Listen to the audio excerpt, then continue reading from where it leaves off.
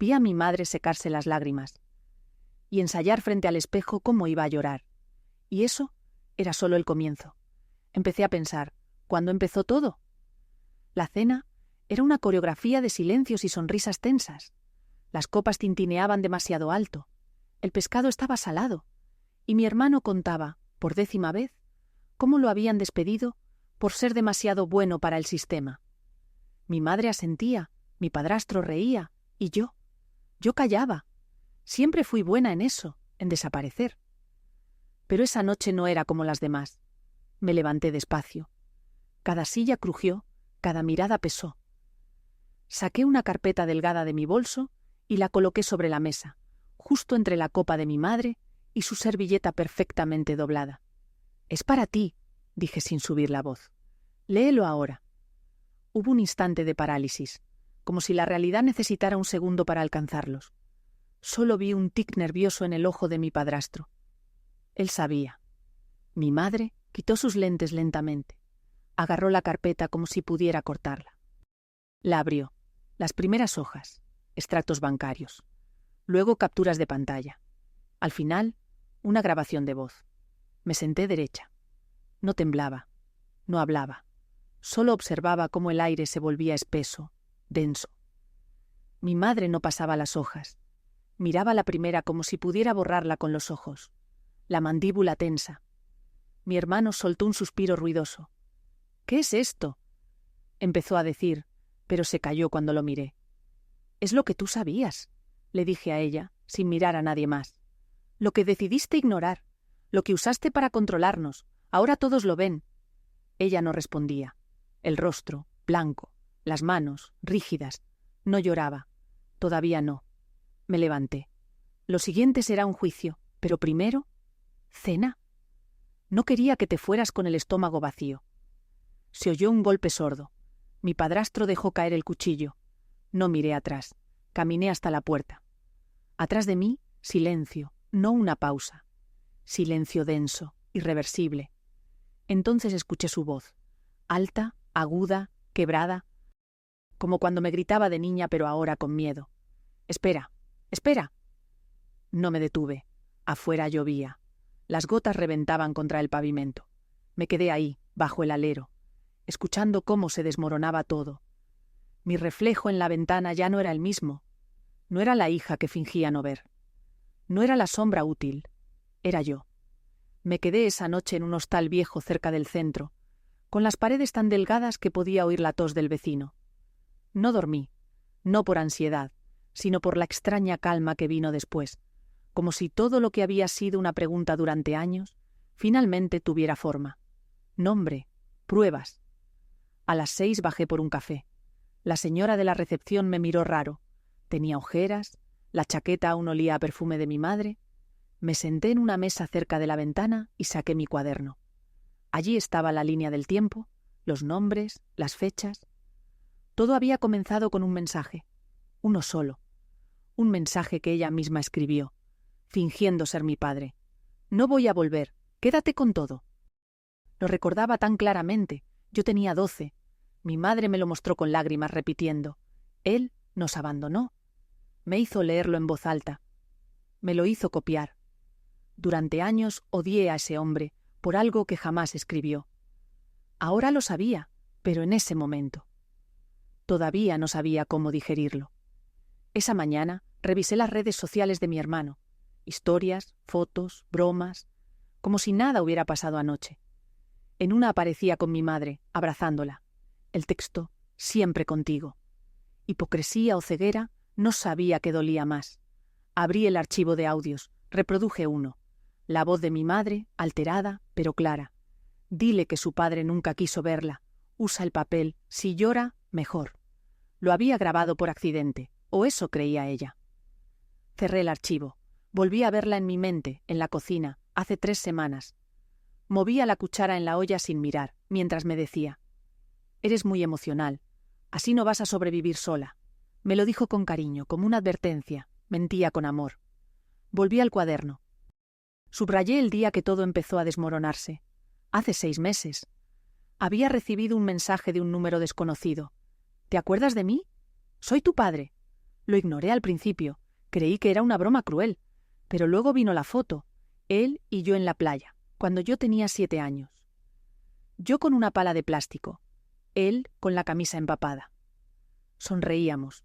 No se puede fingir eso, le respondí, lenta, con miedo. Tardamos semanas en hablar con voz. Me pidió perdón, no por irse, sino por no pelear más. Me dijo que firmó papeles sin leer, que se rindió, que creyó que era mejor para mí. Yo no le creí, no del todo, pero la duda ya estaba sembrada. Desde entonces, cada gesto de mi madre, cada frase, se volvió sospechosa. Empecé a mirar hacia atrás, a recordar escenas con nuevos ojos. Los gritos, las cartas nunca entregadas, las llamadas interrumpidas. Ella construyó un mundo para mí, uno donde solo ella tenía la verdad. Y yo la acepté. Vi a mi madre tantas veces llorar frente a otros, hablar de sacrificio, de madre sola. Nunca pensé que podía ser teatro, hasta que la vi ensayar, frente al espejo, repitiendo una frase. No me lo esperaba. Me duele tanto. Lloraba sin lágrimas. Se detenía. Ajustaba el ángulo de la cabeza. Probaba otra vez. Me quedé congelada en la puerta. Ella no me vio, o fingió no verme, como siempre. Y entonces supe. No era solo una madre difícil. Era algo más grande, más calculado. Esa fue la primera vez que sentí que no estaba loca. Que mis dudas eran reales. Que alguien me había robado la historia. Volví a casa 2 días después. No porque quisiera, sino porque necesitaba seguir viendo, seguir anotando. Me presenté como arrepentida.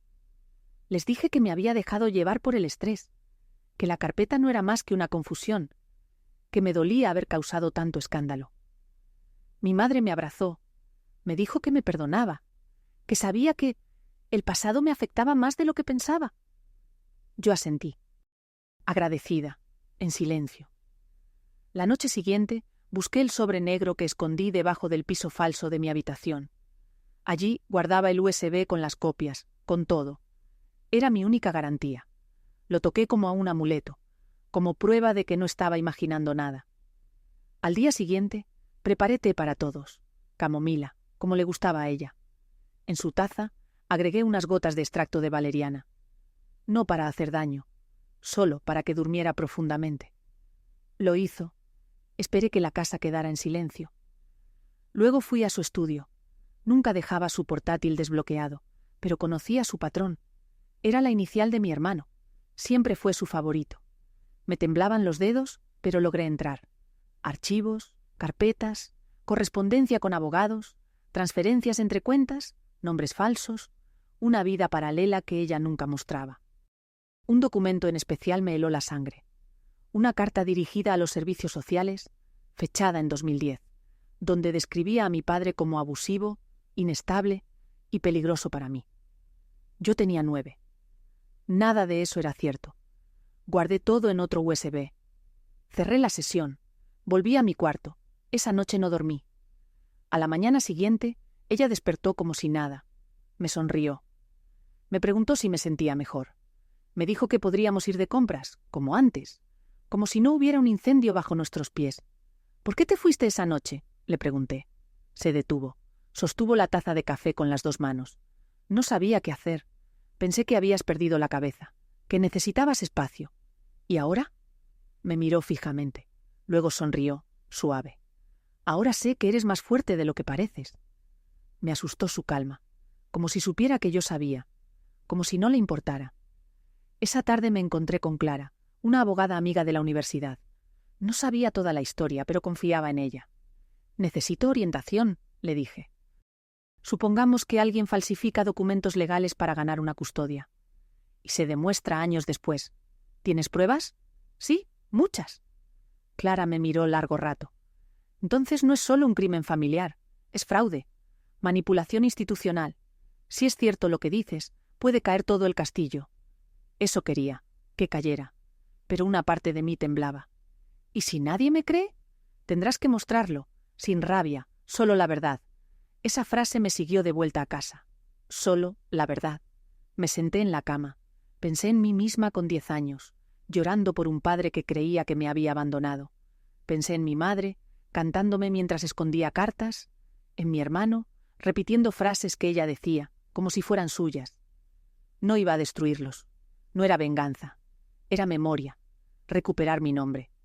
Al día siguiente, comencé a clasificar los archivos. Armé una cronología. Fechas, pruebas, vínculos. Ella me había enseñado a ocultar. Ahora yo usaba eso para revelar. El golpe vino antes de lo esperado. Fue mi hermano. Entró a mi cuarto sin tocar, con el teléfono en la mano. Cerró la puerta y habló en voz baja pero firme. «¿Qué estás haciendo?» No respondí. Él ya sabía. «Mamá encontró uno de tus USB, el del piso falso». Sentí como el cuerpo se me congelaba. Lo había sellado mal. Un descuido. Uno solo. «No entiendo por qué haces esto», continuó. «Ella siempre te cuidó. ¿Qué ganas con destruir todo?» Me reí, no por burla, por cansancio, por rabia contenida. ¿Eso crees? ¿Que me cuidó? ¿Y qué otra cosa hizo? ¿Quién estuvo contigo todos estos años? Me acerqué, lo miré a los ojos. ¿Tú leíste lo que había en ese USB? Bajó la mirada. El silencio fue su respuesta. Entonces no me hables de cuidado. Quise salir, pero me detuvo. Ella está llorando. Dice que no puede más, que estás enferma, que te estás inventando cosas. ¿Y tú?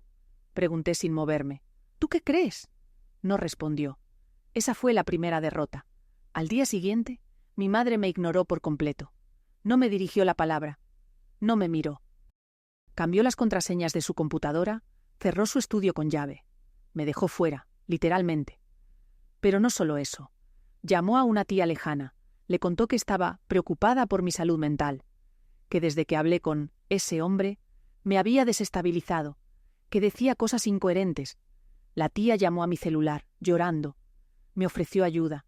Me pidió que no odiara a Smati, a mi madre. El cerco comenzó a cerrarse. El tercer día llegó un médico a la casa. No lo conocía. Dijo que era amigo de la familia, que venía a ver cómo estaba. No lo dejé entrar. Esa noche no pude más. Grité. Grité sola en mi cuarto. Pegué contra la pared con el puño. El espejo cayó. Se rompió en 5 pedazos. Me vi reflejada en todos ellos, con los ojos desbordados, la mandíbula tensa, la piel pálida. Así me veían, fragmentada, peligrosa, inestable. Me senté en el suelo, rodeada de vidrio. No tenía fuerzas para levantarme. Cerré los ojos. Oía sus voces en el comedor, risas suaves, como si nada. Pensé en llamar a Clara, pero eran las 2 de la mañana. Me temblaban los dedos. Agarré el teléfono, lo solté, lo volví a agarrar. Escribí un mensaje. No sé si puedo seguir. Lo encontraron todo. Me están apagando. No lo envié. Me arrastré hasta la cama. Me cubrí hasta la cabeza. Imaginé que no existía, que todo esto era otro de sus cuentos y que yo estaba soñando. Pero no. Al día siguiente encontré mi ropa hecha un desastre. Alguien había revisado mis cajones. La carpeta con los documentos impresos había desaparecido. Solo quedó una hoja, una sola, con una frase escrita a mano. No muerdas la mano que te alimenta. Reconocí la letra. Ella había dejado una firma en mi historia. Y pensé, esto no es solo control, es guerra. Pero no iba a pelear como ellos. Iba a cambiar las reglas. Me fui sin avisar. A las 5 de la mañana. Metí lo esencial en una mochila, portátil, copias en la nube, cuaderno, cargador. Dejé el resto. Salí en silencio. Solo el sonido del portón al cerrarse rompió el aire. Nadie se despertó. Tomé el primer tren hacia Valencia, donde vivía Clara. Me recibió con una taza de café, sin preguntas. Lo encontré todo, le dije. También lo perdí todo. Ella me abrazó, sin palabras, sin juicio. Pasé los siguientes días en su sofá. Comía poco, dormía mal. Pero le di forma a mi archivo. Lo dividí por temas: custodias, herencia, manipulación, testigos. Clara revisaba todo con ojos clínicos. Esto no es solo personal, dijo una noche. Esto es institucional. Involucra juzgados, firmas, peritos. Aquí hay corrupción. Me quedé en silencio. Esa palabra pesaba más que todas las anteriores. ¿Crees que podamos? Empecé, pero ella me interrumpió. No es si podemos, es si estás lista para que caiga todo. Miré por la ventana. La ciudad dormía. Pensé en mi madre, sentada en su sillón, fingiendo leer mientras tramaba su siguiente jugada. Pensé en mi hermano, viendo su serie favorita, convenciéndose de que no pasa nada. «Estoy lista», dije al fin. Entonces Clara me presentó a alguien. Se llamaba Javier, exfuncionario judicial. Ahora trabajaba en una asociación que ayudaba a víctimas de fraudes familiares.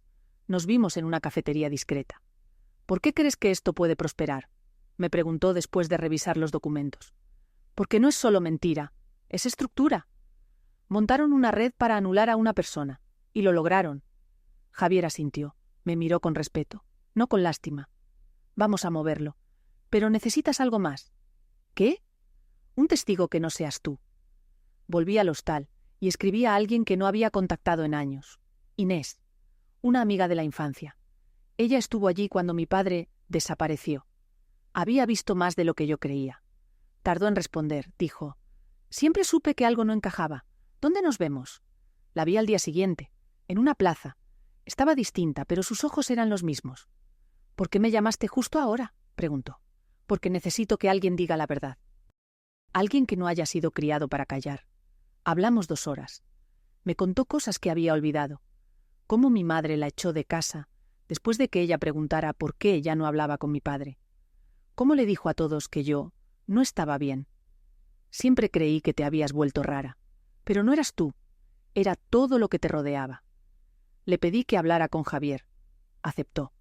Esa noche, por primera vez, sentí alivio. Pequeño, frágil, pero real. Sabía que no bastaba con tener la verdad. Había que exponerla con precisión, sin furia, sin gritar. Y eso requería algo que mi madre nunca esperó de mí: estrategia. Ya no quería destruirla, ni castigarla. Quería mostrar el sistema que la sostenía, romperlo, para que nadie más viviera lo que yo viví. En el fondo, ya no se trataba de mí. Era algo más grande. Volví a Madrid con otro rostro. El viaje en tren fue silencioso. Leía, tomaba notas, escuchaba audios una y otra vez. Cada palabra de mi madre era ahora una pieza de rompecabezas. No de su carácter, sino del mecanismo que había construido. Tenía un plan. Clara lo había revisado. Javier lo había ajustado. Sabía qué decir, cómo decirlo, a quién. El objetivo no era escándalo, era estructura. Lo primero, conseguir acceso a los documentos notariales originales del proceso de custodia. Fui al registro con un abogado de la asociación. Solicitamos copias oficiales. Alegamos revisión por sospecha de fraude. Nos miraron con recelo, pero los papeles llegaron. Ahí estaba, la firma de mi padre, la famosa declaración donde renunciaba a todo. Falsa. Javier trajo a un perito caligráfico. Resultado: falsificación confirmada, legalmente comprobable, penalmente procesable. Segundo paso: archivo médico. Fui al hospital donde me habían llevado de niña varias veces por crisis emocionales. Clara solicitó mi historial. Me senté sola en la sala de espera, sintiendo cómo la sangre me pesaba en las venas. Me llamaron. Me entregaron una carpeta. Adentro, un informe de 2011. Paciente llevada por madre. Descripción: episodios de ansiedad tras contacto con figura paterna. Nunca había tenido esos episodios. Solo miedo. Miedo a hablar de él. Miedo a que me llamaran desleal. Lo entendí. Ella no solo mintió al juzgado. Manipuló también mi expediente médico. Institucionalizó mi silencio. Tercer paso: testigos. Inés declaró por escrito. Recordó conversaciones, fechas, amenazas veladas. También habló una exniñera, contactada por redes. Contó cómo mi madre la despidió tras decir que mi padre la llamaba por teléfono. Dijo que yo lloraba en las noches pidiendo ver a papá. Las piezas encajaban, pero faltaba una cosa: aparecer sin miedo. Fue en la fiesta de cumpleaños del esposo de mi tía. Un evento social, familiar, lleno de sonrisas postizas. Yo sabía que mi madre estaría, que intentaría hacer como si nada. Entré sola, vestida con algo sobrio, pero firme. Saludé con cortesía. Vi a mi madre en la terraza, con una copa en la mano, rodeada de mujeres que la escuchaban con la misma devoción de siempre. Me acerqué, no para hablarle, para observar. Ella me vio. Se tensó apenas. Luego sonrió, la sonrisa más artificial que había visto en mi vida. «Qué bueno que viniste», dijo, como si no me hubiera borrado del mundo semanas antes. «No me lo hubiera perdido», respondí. Durante horas jugué su juego. Conversaciones triviales, brindis, fotos. Todos fingían que éramos familia normal. Pero yo ya no era parte del teatro. En el baño, mi tía se me acercó. «Tu madre está preocupada por ti», susurró. «Dice que estás diciendo cosas horribles, que podrías hacerle daño». La miré fijo. «¿Y tú? ¿Le crees?» Mi tía bajó la mirada. «No lo sé. Hay cosas que no entiendo». «Pronto lo entenderás», le dije. «Muy pronto». Esa noche salí sin despedirme. En el taxi, Clara me escribió. «El informe está listo. Mañana lo presentamos». Todo estaba en marcha. Y mientras Madrid dormía, yo sentí algo nuevo. Ya no era la hija que busca amor. Era la mujer que lleva la verdad como un bisturí. El juzgado estaba lleno. Gente entrando y saliendo. Voces secas, ecos de pasos, máquinas escupiendo papeles. Un edificio frío, sin adornos, perfecto para lo que venía. Mi madre llegó acompañada de su abogado y de mi hermano. Él no me miró. Llevaba traje, el mismo que usó en la boda de un primo. Ella vestía de gris, con un pañuelo claro y maquillaje apenas visible. Se sentó con la espalda recta, como si fuera una víctima que venía a demostrar su inocencia. Yo estaba al otro lado, con Clara, con Javier, con 3 carpetas selladas y la verdad lista para salir del papel. La audiencia comenzó puntual. El juez era joven, serio. Leyó los antecedentes con voz neutra. Petición de revisión de documentos de custodia y herencia por presunto fraude y falsificación. Mi madre no reaccionó, ni un parpadeo. Su abogado pidió aplazamiento. Lo negaron. Clara tomó la palabra, expuso las fechas, mostró los documentos periciales, puso en pantalla el audio, la voz de mi madre instruyendo cómo manipular. El juez pidió silencio cuando alguien en la sala murmuró: «¡Dios mío!». Luego fue el turno del perito caligráfico. Confirmó la falsificación, sin duda. Mi madre se removió por primera vez. Bebió agua, cruzó las piernas. El momento llegó. Me llamaron a declarar. Caminé hacia el estrado, las piernas firmes, el corazón tranquilo. Ya no temblaba, ya no dudaba. Conté cómo me separaron de mi padre, cómo me enseñaron a odiarlo, cómo usaron mi salud como argumento, cómo me construyeron una memoria ajena. «No vengo aquí a castigar», dije al final. «Solo quiero que se sepa que lo que viví no fue un malentendido, fue una operación». Mi madre me miraba fijamente, sin lágrimas, sin palabras. Entonces algo cambió. El juez pidió a la parte denunciada que respondiera. Su abogado se levantó, pero ella lo detuvo. Se puso de pie, y por primera vez habló. «Mi hija está confundida. Yo solo hice lo que creí mejor. Estaba sola, tenía miedo, no podía confiar en ese hombre. Él no era lo que parecía». El juez la interrumpió. «No está usted aquí para justificar. Está para responder a pruebas. ¿Reconoce su firma en este documento?».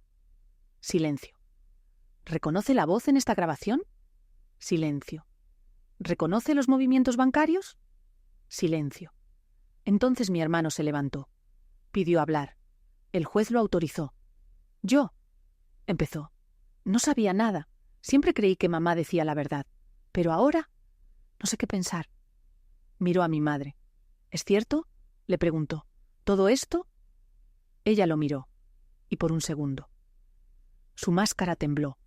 La sesión terminó sin resolución final. ¿Habrá más? Pero el muro ya tenía grietas. Afuera, la prensa esperaba. Preguntas, flashes, escándalo. Yo pasé entre ellos sin decir nada. Mi madre salió por otra puerta. Nos cruzamos solo una vez, en el pasillo. Ella me miró. Yo también. No dijimos nada. Pero por primera vez, ella bajó la vista. 6 meses después, recibí una carta certificada. El sobre era grueso, oficial. Lo abrí sin prisa. Dentro, la resolución final. Falsificación comprobada. Custodia anulada retroactivamente. Herencia redistribuida. La justicia reconocía la mentira. No sentí alegría.